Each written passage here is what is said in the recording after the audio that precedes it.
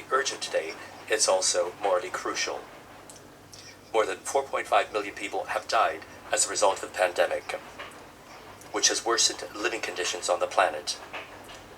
Its consequences and impact throughout all of our societies are incalculable, but already we know that they will not be short-lived.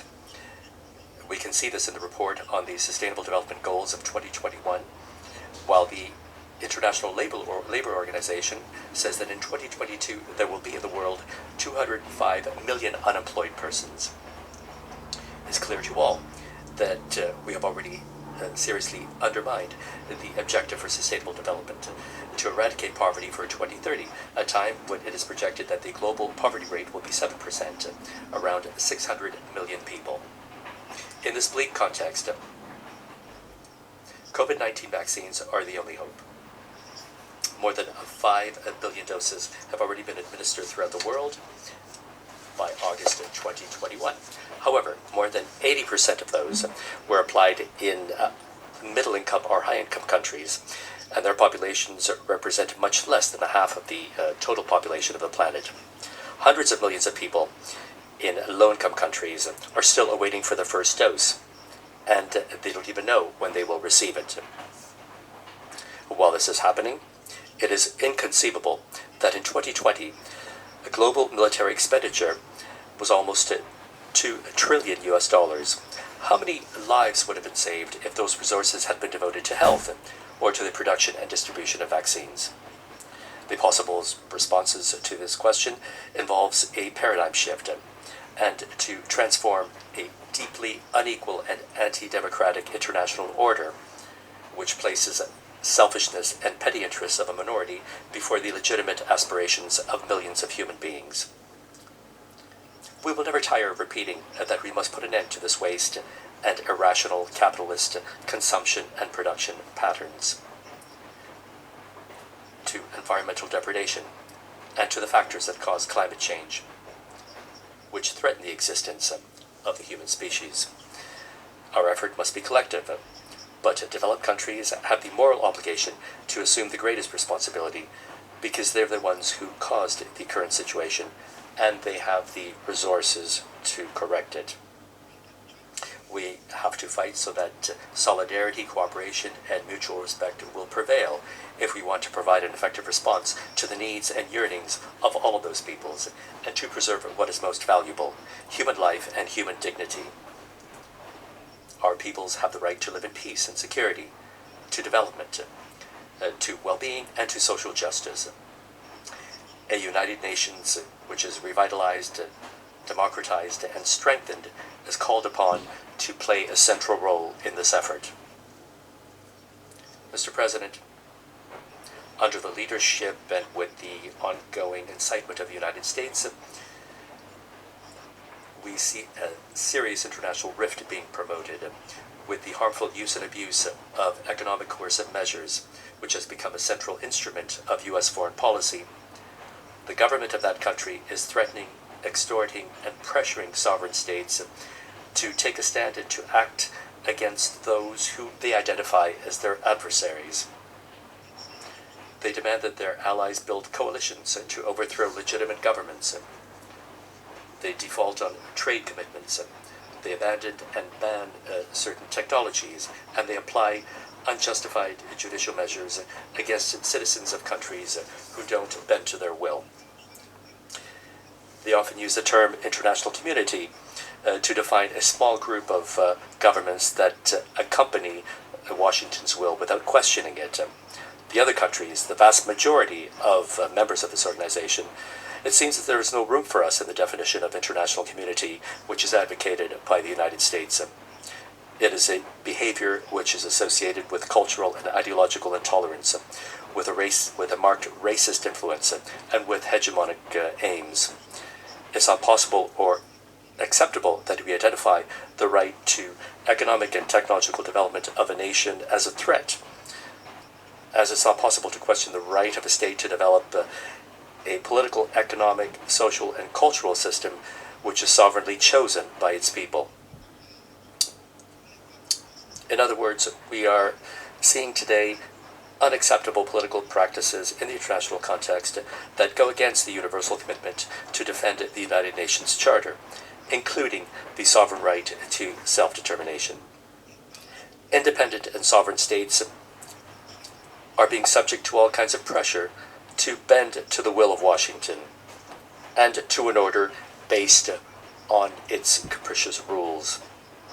Mr. President, for more than 60 years, the government of the United States has not refrained for 1 minute in its attacks against Cuba, but in this crucial and challenging moment for all nations, its aggressiveness has gone beyond the limits.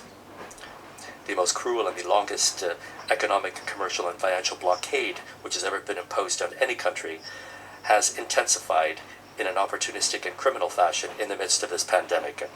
And the current Democratic administration is maintaining, without altering, the 243 coercive measures adopted by the administration of Donald Trump, including adding Cuba to the spurious and immoral list of countries that allegedly sponsor terrorism.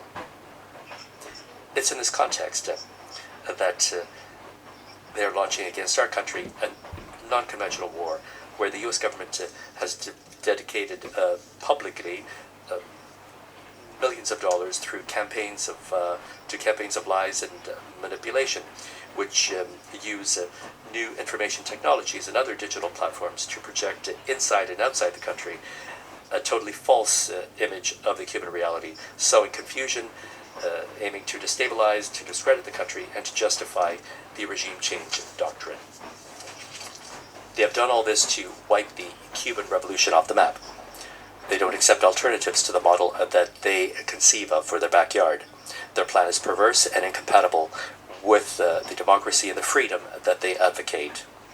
But our enemies must know clearly that we will not surrender the fatherland and the revolution that several generations of patriots have bequeathed to us. I'd like to reiterate today before the respected and real community of nations that every year has voted unanimously against the blockade. What was expressed a few years ago by General Raul Castro, and I quote, "Cuba is not afraid of lies, nor will it kneel to pressure, conditions, or impositions, wherever they may come from."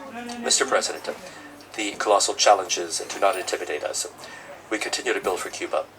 We practice selfless solidarity with those who require support, and we are also grateful for the support we receive from governments, peoples, friends, and the Cuban community outside of Cuba.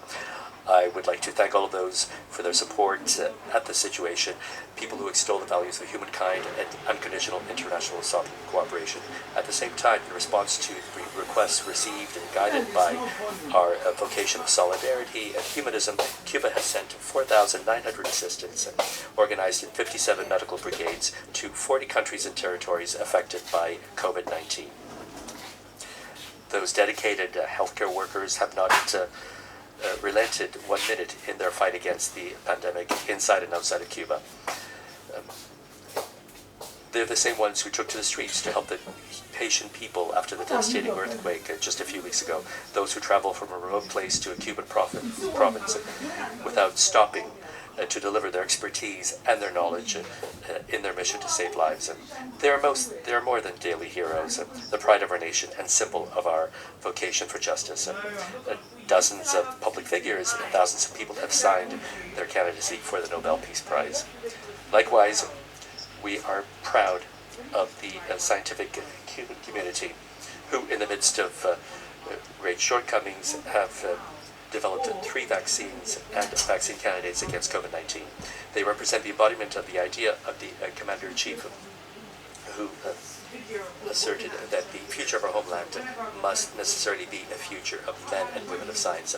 Thanks to the support of our men and women of science and healthcare workers, during the first 10 days of this month, more than 50.8 million doses of the Abdala, Soberana 02, and Soberana Plus vaccines have been administered, and 37.8% of the Cuban population is fully vaccinated. We expect to achieve full immunization by the end of 2021, which will make it possible for us to advance in the struggle against the new outbreak of the pandemic.